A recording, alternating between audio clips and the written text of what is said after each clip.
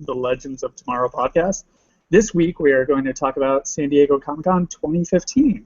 I did not attend, however my two co-hosts, Kat and Tony, were able to attend, which is awesome. So first and foremost, what news can you tell us about Legends of Tomorrow's presence at this year's convention? I would say the biggest thing that happened was, or like announcement that happened, was that Hawkman's going to be in the show, which I'm sure we're going to incorporate into the podcast somehow. We still have a lot of time until the show, and also they haven't started tapings. I actually did interviews with Legends of Tomorrow. I had a chance to get in there in the press room, and we found out that the actors really don't know much because, again, they start filming in like September. So that's pretty much what I learned. Tony, did you learn anything? No, I think that's definitely the highlight of it is Hawkman, and it was an interesting year just because this is the year for DC. So there was a lot of DC stuff happening, and so in some ways, I feel like Legends kind of fell in the noise a little bit because there was all the, Supergirl was dropping, and of course Arrow and Flash, and then the big brothers of within the cinematic universe had a lot of their announcements, and so I think it was an interesting year, but yeah. Yeah, totally agree with that. I mean, with DC, just had a lot of announcements, and I think Marvel's saving their stuff for D23, which is the big Disney convention. So I'm feeling we'll get a lot of stuff in August from them. So, Kat, you said you interviewed the people behind Legends of Tomorrow. What was that like? How'd it go? Any funny moments that you'd like to share with us? It was kind of crazy because I wasn't actually put down for Legends, but I waited to see if there was any room, and there was. So sat down, did some interviews, but I wasn't prepared for it. So I was thinking of questions in my mind as it was going along. But yeah, again, the funny thing is, a lot of the actors, oh, we don't know what's going on with the show. The person playing Heatwave, he didn't even know who Captain Cold's sister was. He's like, Lisa, who's that? And then we were talking about Golden Glider, and he didn't know exactly who she was or who the Rogues were. So I thought that was kind of funny. But it seems like a lot of the actors are really excited. Sierra, who's going to be playing Hawkgirl, she's really excited, and you could tell she has this geeky side to her. And also the show, one big tidbit is that a lot of these characters are going to be in Arrow and Flash as we get closer to Legends of Tomorrow. So we're going to see them, which is great. But yeah, that's kind of the overall feel of the press room, which is cool.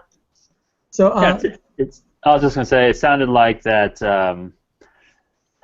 what little information we did get, which is probably stuff we already kind of knew, that there's going to be a heavy emphasis on time and time travel and just a lot of the shenanigans around that. Kind of was thinking that maybe this is going to be a little bit of a like a Doctor Who vibe a little bit, that they're going to be traveling through these kind of key places in time. And I think that whole adventure has a lot of potential with it, as well as it's a potential to have a lot of pitfalls because of I'm thinking like Hero Season 3 and just how all that time travel ended up really becoming a really difficult thing for them to sort of it just created an entanglement that they couldn't get themselves out of. So it'll be interesting to see how they handle all this time travel that they're speaking of, because it can rather be super awesome or it can be super complex that ends up biting the show back in the rear. Yeah, totally agree with that. I mean, I feel like in the Flash finale, it was kind of like season 2 is going to be totally with time travel. So if Flash can do it, hopefully Legends can. That's the hope. Yeah. Tony, like you said before, Legends of Tomorrow didn't have an especially big presence at this year's event. There were, Flash, Arrow, Supergirl, and like you said, the movies, they drew a lot of the attention.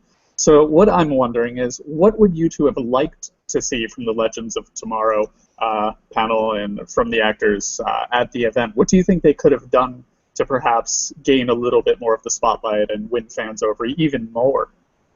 Yeah. Tony, you want to go first, or? Well, I think Kat already mentioned it. It was hard for them to do anything because there's no footage to show and there's no script to speak of, and so I feel like they were a little bit handcuffed because there wasn't a whole lot to to really, the actors couldn't speak really. They weren't really informed about their roles, and so. If anything, I think maybe they could have had more of a presence on the showroom floor because really they were focusing so much on the cinematic universe, and then they also had a great display for Flash, and did Arrow did have. Did Arrow have a suit? I can't remember. Yeah, right. Arrow had a suit, right? Yeah.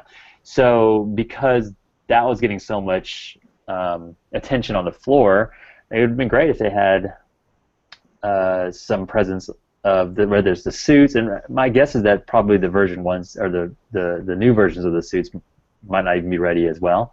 But it would have been cool to see more presence on the floor just to give it awareness because there was so much DC news that was going out that again it was just hard to filter through it all in order to give Legends of Tomorrow the time that it deserves.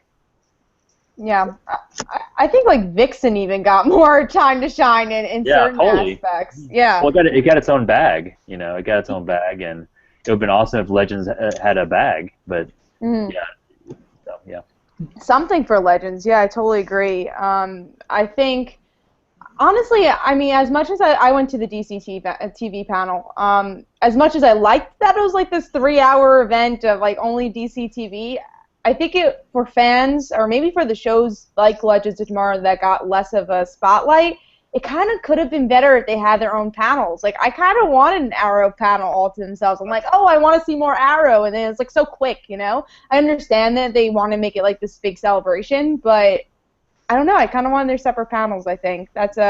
That's at least my opinion. And yeah, Legends, they just didn't film anything yet. Maybe they released the trailer too early. Instead of during the upfronts, they should have kept it for only the advertisers to see it at the upfronts, and then save it for San Diego for the fans. That might have been the smarter thing to get more people excited for the show. Yeah. I think there's also some talk around, can the show sustain the high level of special effects that it's going to require. It is going to be a tremendous amount of special effects, not only because of the heroes involved, but then also all the time travel and all the sets and whatnot. So I think it'll be interesting to see if they can maintain a certain standard. But again, we didn't see enough to really know what to think about it. But I'm just curious about that. And there were some other people that was talking about it as well. Yeah, Greg, from what we've been saying, do you have an opinion on, the presence of Legends tomorrow at San Diego, or even from an outside perspective that you weren't at the convention?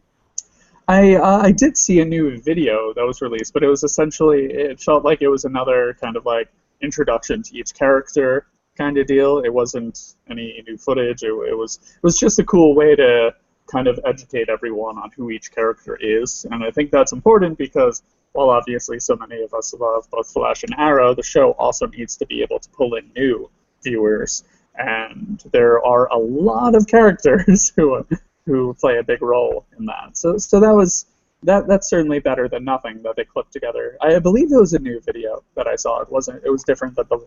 I think there's like a comic version. I feel maybe they had that. Yeah. It was a little bit of a different one, but not tons. So. Yeah. The one thing that I did notice that was different in that is they showed a couple comic images of Vandal Savage, and they elaborated about him a little bit. And one thing that I was hoping they would do at this year's Comic-Con was announce who the actor will be, who's portraying the big bad in this show. And that is yet to be officially announced. So I was wondering, do either of you have any actors in mind for that role? And if you don't have any actors that immediately come to mind, what is a defining quality that you believe they need to have? Oh man, I mean that's hard. I don't have an actor in mind at all. Quality, I guess, just have presence on screen. Like, I know a lot of people complain that Ra's al Ghul didn't really have that. So as much Ra's al Ghul needed it, I think Vandal Savage needs that, like that presence, kind of like that Malcolm Merlyn presence in a way. I think John Barrowman does. We need for Vandal Savage. So, but I have no idea. I don't have a fan casting at all. Yeah, I don't have a person in mind either, but I do think that we're in this new era where villains have to be just as likable and just as vulnerable as our heroes are. So I think, Ra's, I think as cool as a comic book character he is, he's a little bit one note on Arrow, and so I'm thinking of, if we consider our Marvel counterpart and think of like how Kingpin is portrayed on the Daredevil series, where he's both menacing and he's vulnerable and he's broken, and that's part of who he is. I think that the villains have to be multidimensional as well, that more beyond just a tyrant, but about a real person that's struggling with real things. And so I think that would be great if they can pull that off. Yeah, definitely. It's going to feel a little disappointing if you have all these character-driven scenes and all these dynamics being built, and then they're gathering to fight this totally one-dimensional threat, someone who's just like a mustache twirler, kind of muscular, over-the-top villain. Yeah, like you said, I totally agree. You want someone who's physically imposing, but also has more layers to them. You want someone who you can believe those more intimate moments with the character. Someone who comes off as actually being intellectual, not just having some good dialogue that they're reading through. So yeah, but now that Kat, you had a chance to talk to them and you guys were able to see the cast talking during some panels, I was wondering, we previously discussed each character and we talked about who we're looking forward to the most. Does that answer remain the same after San Diego Comic-Con, or have you kind of gained more interest in a certain character? That's a really cool question. I mean, I'm still really excited for Sarah, just because I really like her character. But I gotta say, after the interviews, Hawkgirl, I really like the actress. I think she's super excited, to play this role. She's a fresh face. So yeah, Hawkgirl, I'm a bit more excited than I was beforehand because of the interviews. The panels, I don't think did much because again, we didn't see enough of them. Yeah, nothing necessary for me. I mean, I just still interested in Katie Lott's character and just seeing how White Canary develops. But yeah, I mean, nothing makes me different than how I went into San Diego Comic-Con, I guess. So. Okay. It sounds like Arrow and Flash, they had pretty awesome news this year, both shows, obviously, going into their fourth and their second season. And they had a lot of announcements to make. Next San Diego's Comic-Con, Legends of Tomorrow, will, presumably have already premiered. It's on schedule to. And so I was just wondering, at next year's San Diego Comic-Con, do you guys think Legends of Tomorrow can have an equally big presence, which is just as big, if not bigger, than its CW counterparts, Arrow and Flash? Man, that's a good question. Also, because I mean, I feel like we just don't have enough information about Legends of Tomorrow yet. To be completely honest, of course, all of us are very excited here because we're doing the podcast. But I don't know if it'll be bigger than Arrow and Flash, but I think Flash was such a surprise that it was bigger than Arrow that anything could happen. I think it could have been smarter if this was a summer show. I think it's a bit of a risk to put it as a January winter show because it's easier to be forgotten, especially at the CW. I think iZombie was one of those shows that were also a surprise. That was a mid-season show and did extremely well. And I hope we could get the same with Legends of Tomorrow, but it's in a hard slot. A winter show is pretty hard to kind of jump on board, but it's also DC and it's the spin-off of these really loved shows. So I hope it will have the presence like Arrow and Flash did this year, especially Flash because that's the newer show. I think the network, you can sense the hesitancy from the network as well because they ordered 15 shows versus the 23. And I can't remember if they announced that beforehand or if they announced it at the show. But anyway, but I think that there's a hesitancy because there's not any of the A-listers or even B-listers. I think that this is a great lineup. It's just the properties just aren't well known. So I think it is going to be a little bit of a gamble. And so we'll see. Sure. So, like we mentioned before, a big announcement was Hawkman is going to be a part of the show. We already knew Hawkgirl, but now Hawkman is there as well. Question number one, it's a two-parter. Question number one, were you surprised by this announcement, or did you kind of expect this character to appear? And question number two, are you excited for him to be a part of the show, or did you kind of want him to stay out of it and focus purely on Hawkgirl? I was surprised. I can see why they did it because I do think that, again, they need some more high-profile characters to bring people into the show.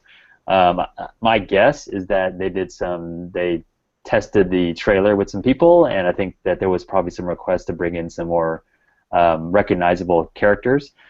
Me, I would rather focus on Hawkgirl, because what I'm afraid of is that it's going to take away from her character. So I would have preferred if they were focused on Hawkgirl, and then later on in season, if there is a season 2, to bring in the mystery or bring in Hawkman or something like that. I mean, heck, the more Hawk people you can get, that's awesome, and so there's no complaints about that. But I think it would have been nice to just focus on her character and her development first, then bring in anyone else after that. But you can kind of see how that brings in more, that announcement just brings in more attention, and it's going to bring more curiosity just to have him on the show, because he's a well-known character in the Justice League universe. So.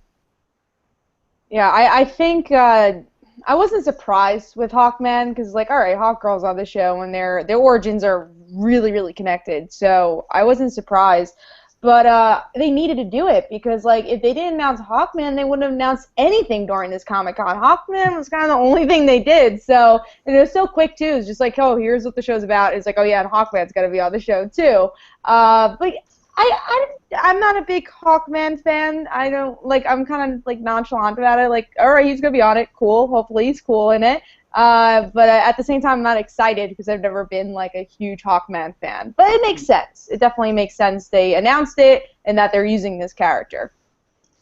And another announcement during the presentation was that the first half of the new seasons of Arrow and The Flash will kind of be used to help set up the Legends characters.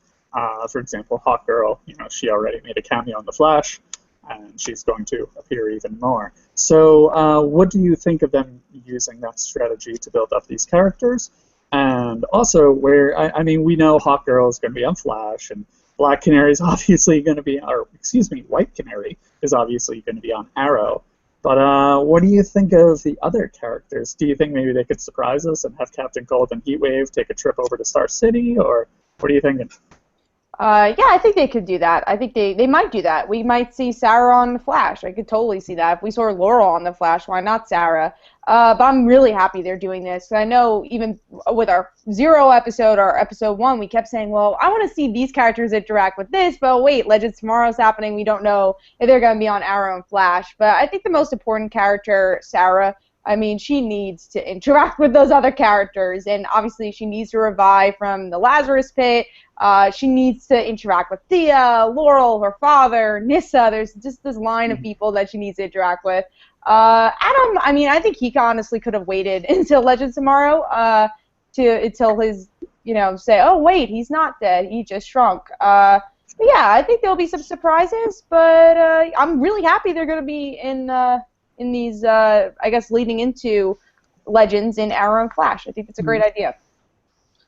Yeah, they're going to need it. I don't think you can launch these characters in this storyline without some serious support from Arrow and Flash, and so they're going to have to get really creative, and it can't be just like for fan service, but the storylines have to be interesting. I think the characters are really going to have to be complex and intriguing, and they're going to have to really use that time wisely to bring fandom over into Legends of Tomorrow, because there's going to be a certain level of superhero fatigue that's going to naturally occur when you just have this many shows that are coming out, with throwing Supergirl on top of that and others. Mm-hmm. So Legends is going to have to, since there's not a centralized character and it's going to be more diffused, I think Legends is going to have to work hard to integrate well with those other shows and really bring those fans over. So I think it's absolutely crucial that they capitalize off of the success of Arrow and Flash.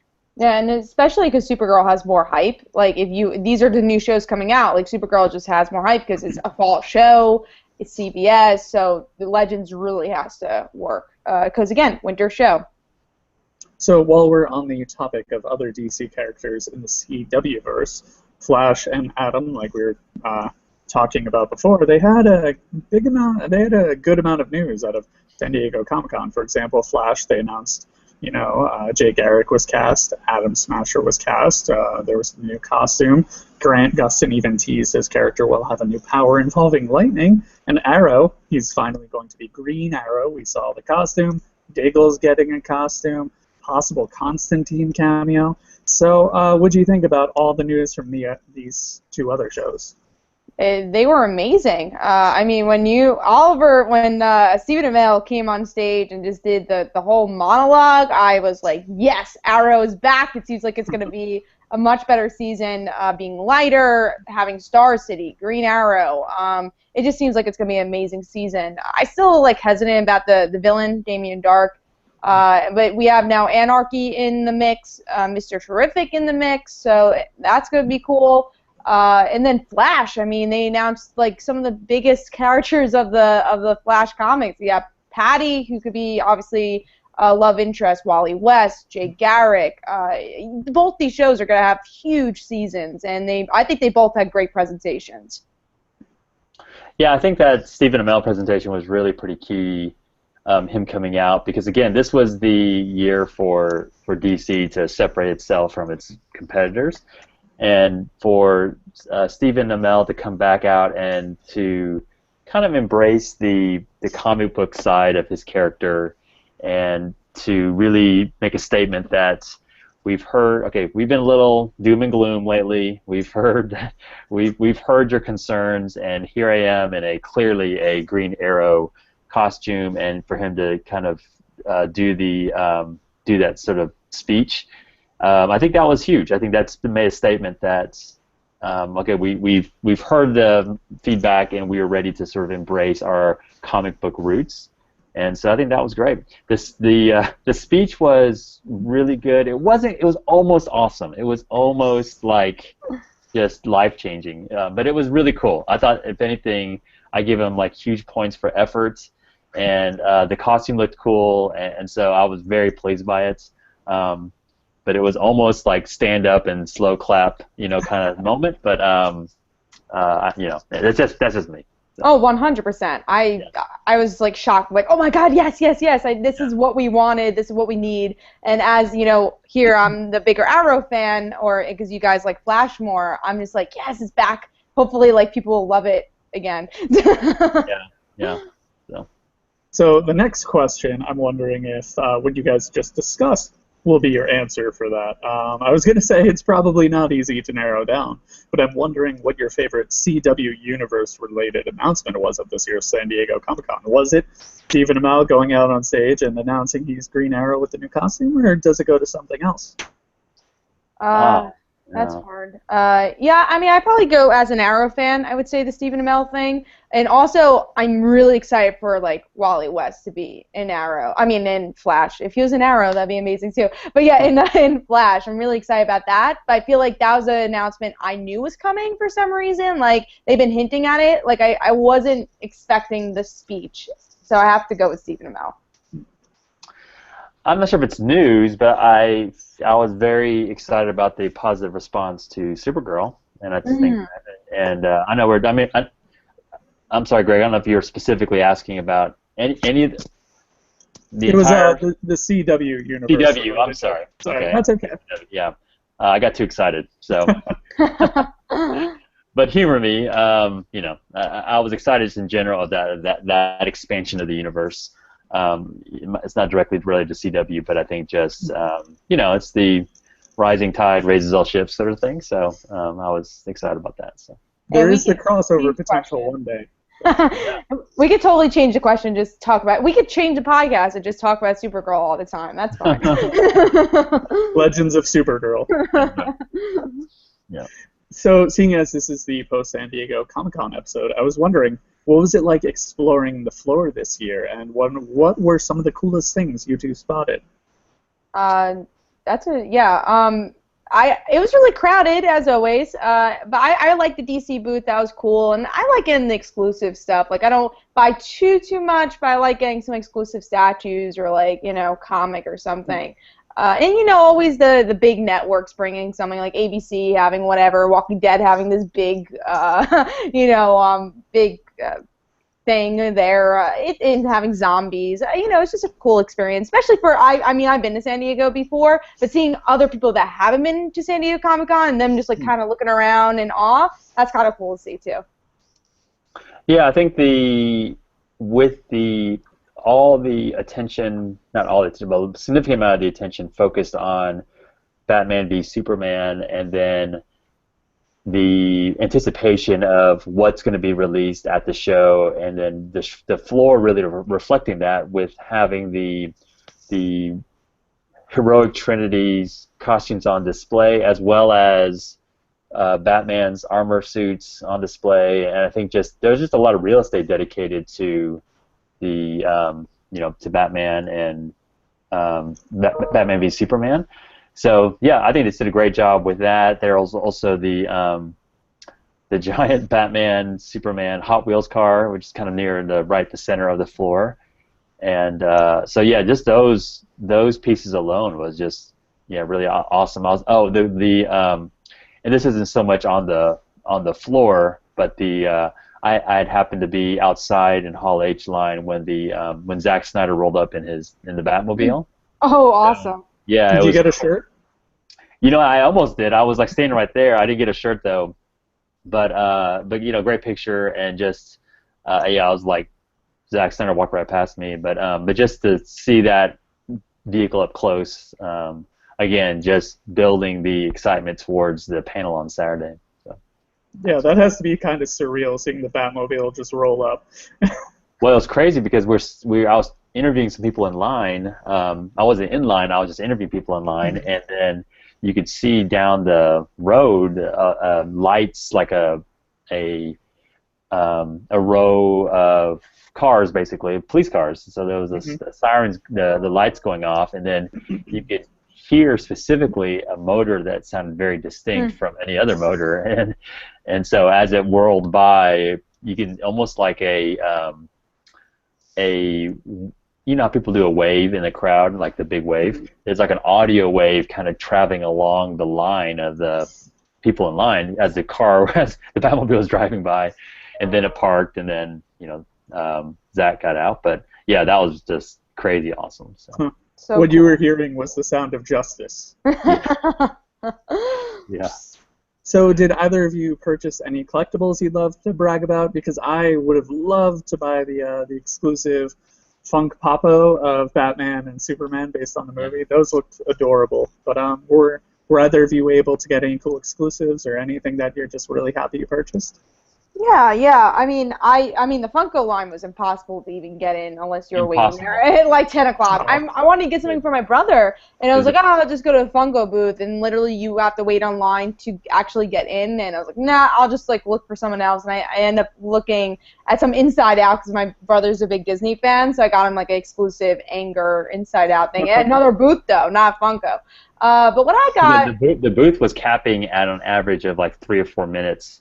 As soon as the doors open, it would cap out within 3 or 4 minutes for the day. So it was like ridiculous. I'm sorry, Kat, go ahead. No problem. But no, I'm glad you mentioned that because I remember it's like, I'll just walk in. And it's like it was nuts. So I didn't expect that. That's something I didn't expect. But I got a Red She-Hulk because I'm a big fan, so I got that statue. I'm a huge fan of Supergirl, so I got the Justice League Unlimited blue edition though, because obviously she has the white shirt in that show. I got the Archie variant cover of the new comic, which is really, really good. So I was happy with that. I got also the Mighty Morphin Power Rangers variant cover from Boom. I also got Batman the Animated Series, like a bust from there. Yeah, so I got some statue type stuff because I feel like I'd rather invest in those things or exclusives. And I spent like maybe an hour or two just shopping because I knew I didn't have a lot of time. So just like everything I knew I wanted to get, I got like on Thursday. But yeah, that was some of the stuff I got.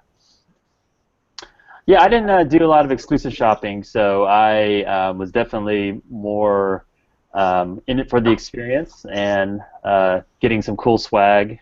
I think the coolest swag, one of the coolest swags I had come across was I got a chance to go to the Warner Brothers party that's on the the rooftop of the Hard Rock Hotel. And it's a really crazy sort of party because it's like the cast of all the shows are there, so it's like you just like literally just walking by and it's like, oh, Stephen Amell, and there's Katie Cass, and there's Katie Lotz, and there just like people running back and forth, and it's a lot of like pretty people all like kissing up to each other and all that. So I have no idea when I was there, but a ton of awesome food, and they had a big setup of custom-made screen-printed shirts. So you basically could pick a shirt from all the different properties, basically all the different shows that Warner Brothers puts on, and get a shirt made. So they had like Flash and Arrow and Legends, and they had the Supergirl one and all that. So yeah, got a couple of shirts, and it was pretty awesome, and so yeah. That is so cool. Yeah. That's awesome. Free shirts, custom made. Oh, man, I'm jealous. So, Tony, Comic-Con is your domain. You are the master of Comic-Con. So I'm wondering, how did this year's event compare to last year's? Gosh, that's so hard. They're hard to compare because every year, what I love about Comic-Con is that it's different every year, and it's a lot of ways it's hard to even predict or to compare from year to year. A lot of it is dependent on what properties are being on display, and this is a really unusual year because there was such huge entities each day. I mean, on Thursday you had Hunger Games and Doctor Who, and then Friday you had Star Wars. I mean, that was arguably the most difficult panel ever in history of Comic-Con to get into. And then followed by that, on Saturday you had, of course, the Warner Brothers presentation, Legendary, and then Fox with all their stuff. So it was one of those. It was a crazy week because of just all the immense amount of properties that was rolling each day. And as a result, there was these really pockets of availability where people could just walk into Hall H. I mean, they're walking in like on Thursday and just in random times of the day because of the immense amount of people who were basically like saving up their camping time for Star Wars or for the DC thing, and so there was people that you could walk in at Hall H the most oddest times of the week, as well as for Barnum 20, and so that was really weird, and but really cool.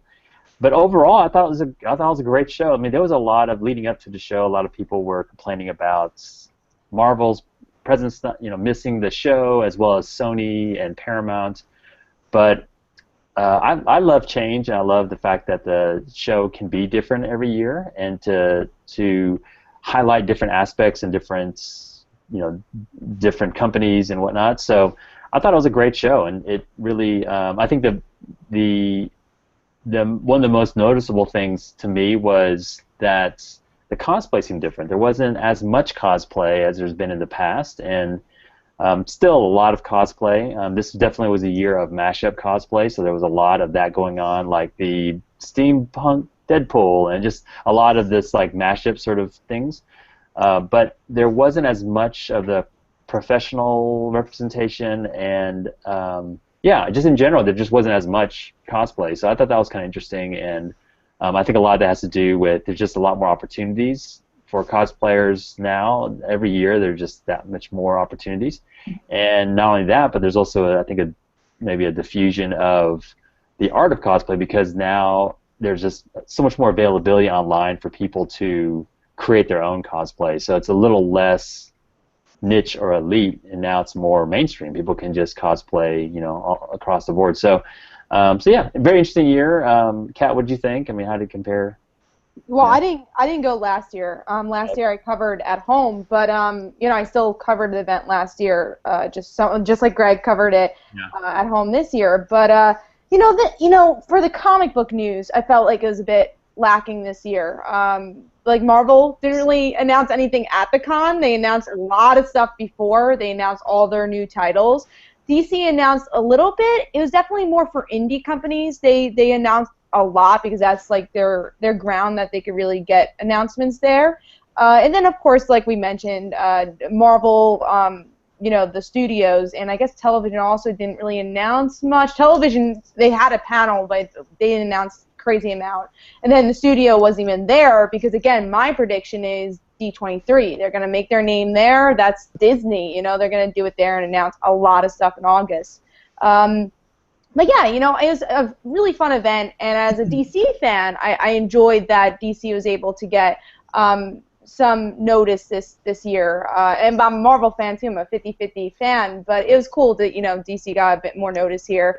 But yeah, it was definitely an awesome event, and I'm excited. Like you said, Tony, it changes every year so much what they highlight. I'm excited what they highlight next year, and maybe the studios that didn't show up this year will show up next year, and the ones that did show up this year won't show up next year. We'll see. Yeah. And hopefully Supergirl will be amazing and have an even bigger presence. Yeah. And like I said earlier, I think there was a lot of positive response to Supergirl, and I think there was a lot of general enthusiasm for it, and I think that just people are excited to see what's next. There wasn't the big buzz about the pilot itself because of all the leaked stuff, but just in general, I think people were positive about it. There was definitely a lot of buzz about just Haley Atwell and Agent Carter being around there, and just a lot of people just talking about that. And of course, just on the street, Star Wars is just what everyone talked about, and not only just the immense, intense process of getting a wristband to even get into Hall H, but then just the panel itself and the surprise concerts and all that stuff that people were just talking about throughout the weekend. I wasn't in the room for Batman v Superman, but I happened to be in the DC booth when they showed the trailer for the first time. Oh, wow.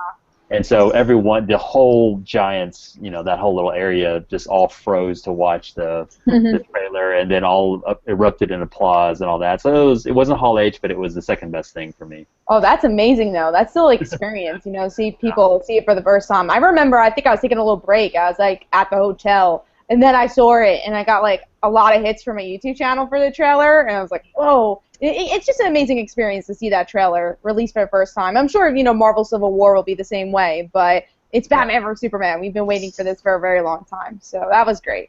Yeah, and a lot of people seemed like that they were genuinely pretty pleased with the trailer. So there was a lot of people who were like, okay, like I get it now, and there's more information, and I think the first trailer does a little more skepticism, and so it seemed like in general people were positive about it. Yeah. Definitely. That must have been really cool to see that at the DC booth, to watch the trailer and then look over and see the costumes right there on display. Totally. Yeah, totally. And so people were, there were some serious people who were like, they were applauding like it was the cure of cancer or something like that. They were just like, yeah! Just like so pumped up. And so it's great to see that, because I think just up to this point, all the way up to this point, people were very much like, I don't know, this is like, so the fact that there was some overall optimism was great. So. Yeah. So if someone is listening to this podcast and they are on the fence about whether or not they should attend next year's San Diego Comic-Con, what would you say to motivate them to go and just totally embrace this experience, even if it costs them a lot of money, if they have to travel far, if it's something that they're strongly considering? What can you say to really motivate them to take that step and go forward with it? Yeah, I think no, go ahead. No, you go first, Tony. Okay. I was just going to say, Tony, you should go first because you're the expert at Comic-Con. So. Yeah, of course I would encourage anyone to go. It is such a once-in-a-lifetime sort of experience, and there's just no way you can experience what you can experience elsewhere except for at San Diego. And whether it's the trailer dropping, or it's the Star Wars concert, or Stephen Amell walking out in his Arrow concert, or Arrow costume, or all the plethora of offsite events or whatever it is. You just can't experience that anywhere else except for San Diego. Other conventions come close, but it's just magical there. But with that being said, the dilemma that I have is that San Diego is not a great convention for someone to experience for the first time, just because it is such immense lines and crowds, and it's some areas are not super intuitive, so it's a lot of like trying to figure out how do we do signings, how do I get like Kat mentioned, like, oh, I want a Funko Pop, not realizing that you have a it's nearly impossible to get that unless you just dedicate like early morning to get that, and even that's not guaranteed. And so it's not a super easy convention for a first timer, which is the reason why my site exists as well as other sites. And so it's I would highly encourage it because, again, you can't experience that anywhere else, but it just takes a lot of preparation, a lot of research, a lot of investment of time and energy, and of course resources, a ton of resources, because it's not cheap either. And so it's the best, to me, it's the best time of the year. It's definitely deserves the nickname Nerd Christmas. But it is something that it's not for the faint of heart. You really have to be fully prepared for it and fully committed to go. So. Yeah, and it's tiring before. I mean, especially on different sides. Like I did press, and then Tony has his website, and then other people are doing different sides of the convention. But it's tiring. You have to be prepared for that. But I agree. Like every year, I mean, there was about 3 years I couldn't go. I wasn't at the availability to get press at the time, and then I just couldn't get tickets either. So I was just like, experienced the convention in a different way. I did it at home, got the news, did videos that way. But it's so different from going to the convention.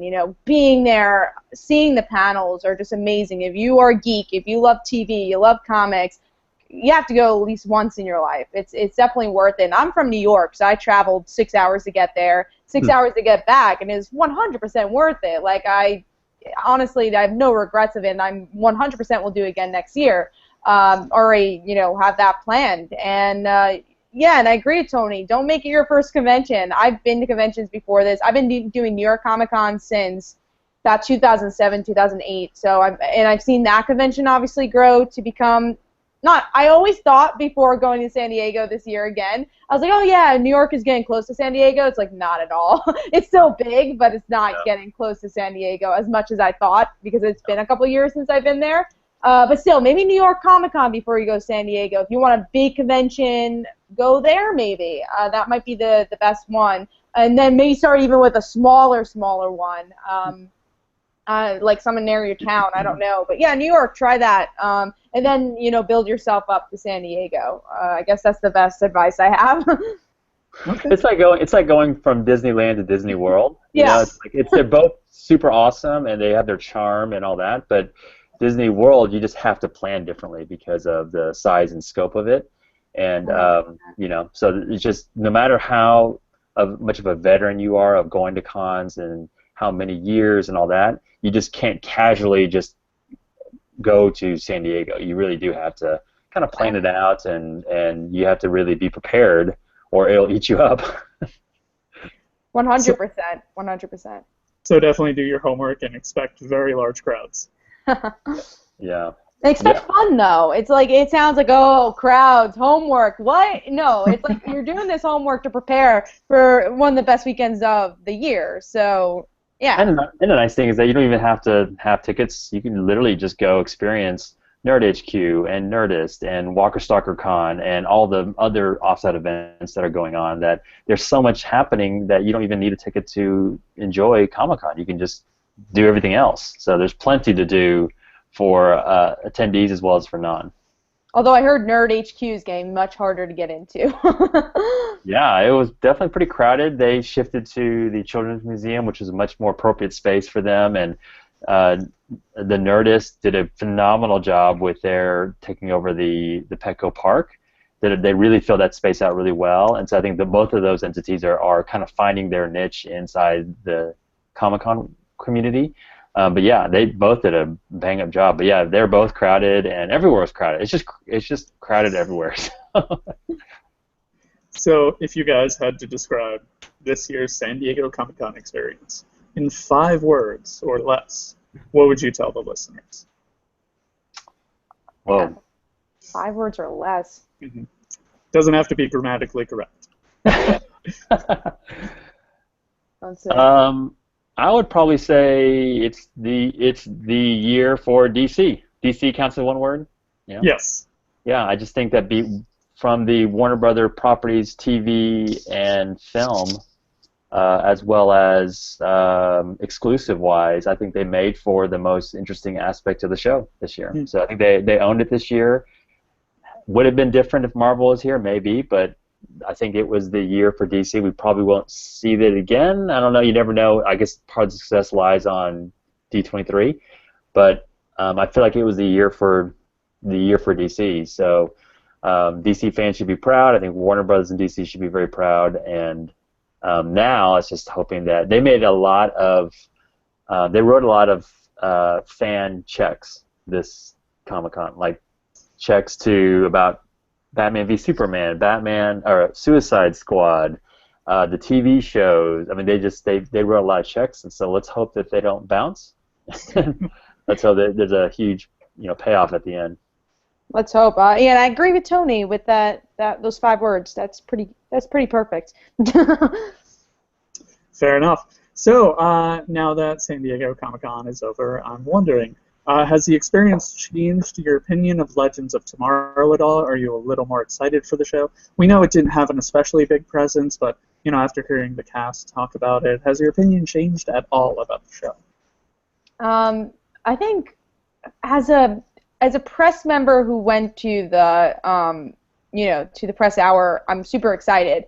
If I was a regular fan and just saw the panel, honestly, I'd say I'd be a bit more hesitant because they just didn't show a lot of spotlight. I would be a bit more hesitant about the show. But at the same time, I'm obviously excited, but just thinking as like a normal fan or just a normal comic book watcher, someone that doesn't even read comics, someone that's just a regular watcher, I'd be, it's like, oh, I feel like Legends of Tomorrow was kind of forgotten during Comic-Con. But hopefully in another convention they could highlight the show once it gets closer. Even maybe New York. That'd be great if they could. I don't know if they would because DC TV's never had a huge presence in New York Comic-Con, but at least it's a bit closer and they would have filmed. I don't know. We'll see. Yeah, similarly, I don't think I have a huge change in opinion. I think that where Legends can really stand out is that it is truly an ensemble cast, and while Arrow and Flash has supporting cast members, clearly Flash and Green Arrow are the show is built around them, and so Legends has this great opportunity to be a true ensemble. And when I saw like the Heroes Reborn panel and just the enthusiasm and the love for that show as it returns back, that similarly is kind of again, it's ensemble, it's time travel, it's all that stuff. So I think as the success of that show really takes off, I think it should affect the popularity of Legends as well. But it all comes, like anything, it just comes down to good writing and great characters. And so I wish as well that they showed something at San Diego, because I think it did hurt them, because there just wasn't enough hype around it. Just dropping Hawkman's name isn't enough. So certainly not enough to draw any conclusions or anything. But we're all going to have to wait patiently for the future. Or like you said, Tony, also just a bag would have been good. Just kind of like some sort of presence. Yeah. So, but we're catching it way early. So yeah. I think next year we should see a ton more. I mean, it should be. I think there'll be cosplayers. There'll be, probably will get its own bag, as well as panels and all that. So I think this time next year it's going to be much different. Definitely. It'd be very cool to see next year an entire group of fans just go as each character and they just walk around as a group. Oh yeah, for sure. We're going to see that for sure. We better see it. Well, thank you so much for sharing about your experiences at this year's San Diego Comic-Con. This is the end of our second episode, and if you would like to follow us on Facebook, go to facebook.com/Legends of Tomorrow podcast. On Twitter, you can follow us at Legends_podcast. If you have any questions or comments, you're free to email us at the Legends of Tomorrow podcast @gmail.com. And please remember to subscribe on iTunes, Stitcher Radio, and YouTube. If you do take time to listen or watch, please be sure to, share a review with us. We definitely want to hear your feedback. And if you're interested in other DC TV podcasts, please remember to check out dctvpodcasts.com. Thank you so much for listening.